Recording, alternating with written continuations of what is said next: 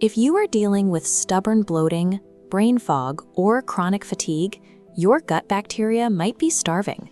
When you starve your internal ecosystem of the right environment, those trillions of bacteria stop processing your food and start digesting the protective lining of your own intestines. The wellness industry often focuses on temporary solutions like generic probiotic capsules or specialized detox teas. But adding seeds to poor soil rarely produces a garden.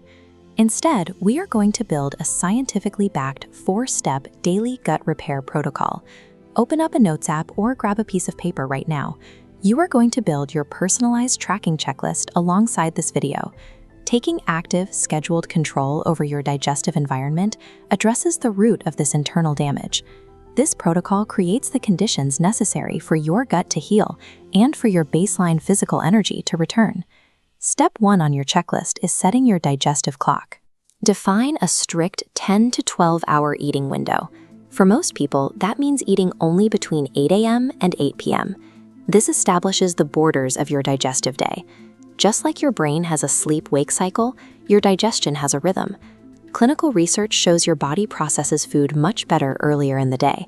Your insulin sensitivity and digestive enzymes hit their peak in the morning and afternoon, and they drop off significantly after dark. Look at this 24-hour digestive clock. The daytime is reserved for active digestion, while the nighttime is built for cellular repair. Digestion takes a massive amount of energy. If you eat a heavy meal at 9 p.m., your body spends its resources processing that late meal, stealing energy away from deep sleep and overnight tissue repair. Watch what happens to your metabolic efficiency on this graph. The day shift is fully staffed and ready to work, but as we cross into the nighttime zone, efficiency drastically drops. When you eat late, your blood sugar stays elevated for longer periods, often leading to greater fat storage. By confining your meals to that 10 to 12 hour window, you align your food intake with your body's natural active phase.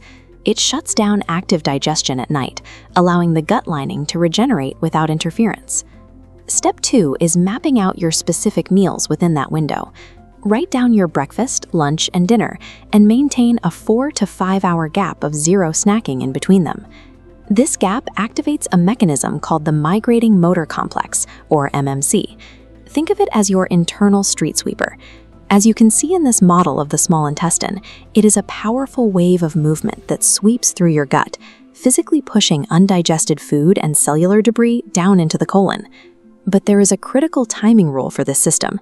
The street sweeper only comes out when the street is entirely empty. Look at the timeline here.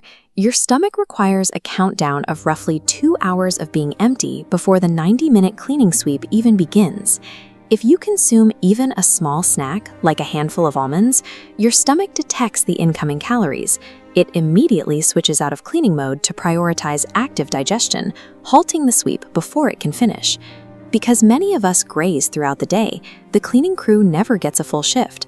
This allows bacteria to stagnate in the small intestine, leading to fermentation and bloating. Enforcing empty space between your meals provides the mechanical clearing your system needs to reduce this pressure.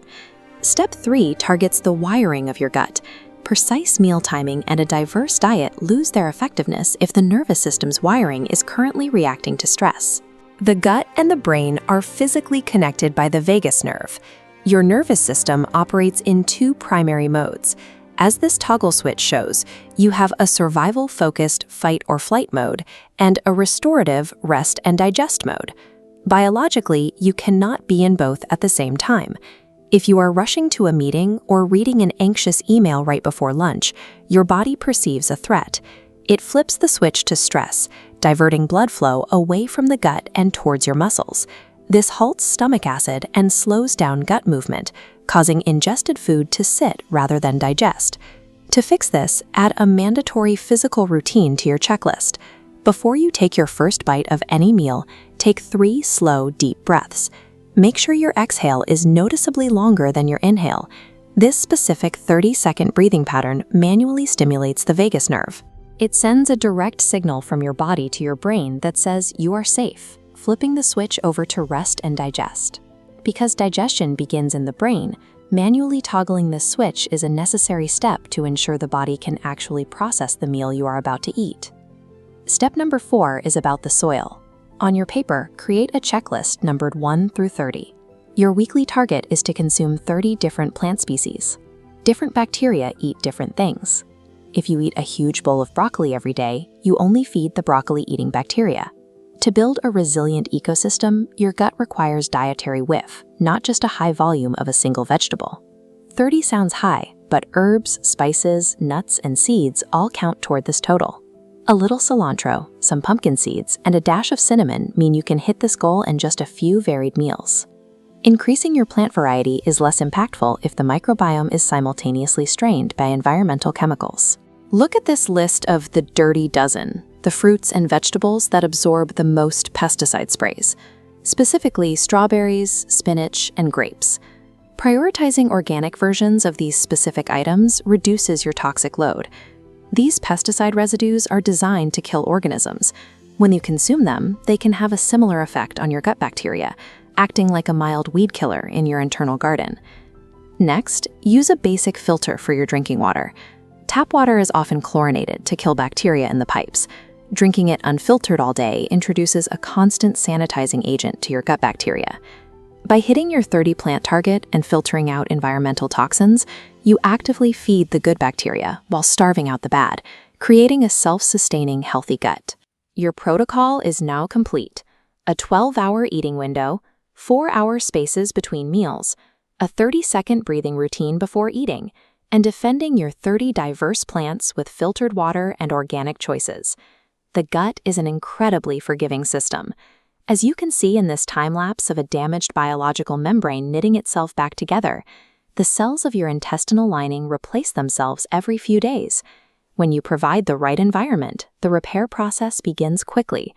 Most people wait until a diagnosis to care, but true physical resilience comes from these daily preventative decisions.